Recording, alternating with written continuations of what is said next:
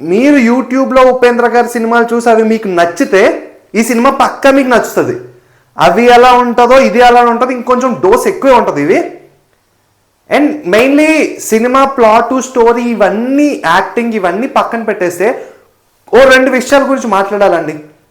అదే title cards and climax. ఈ రెండిటి మధ్య జరిగేది పక్కన పెడితే ఈ రెండిటిని మీరు ఎలా తీసుకుంటున్నారు అనేది, మీ బ్రెయిన్ ఎలా ఆలోచిస్తుందని చెప్తుంది. మీరు స్టార్టింగ్లో టైటిల్ కార్డ్స్లో ఒక 2 పడతాయి, 2 టైటిల్స్.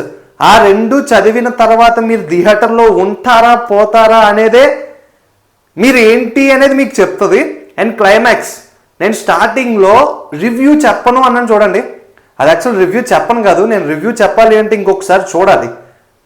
ఎందుకంటే చాలామందికి సినిమా ఫోకస్ తీసుకొచ్చి పెడుతుంది, నాకైతే ఇంకా ఫోకస్ తెచ్చిపెట్టలేదు.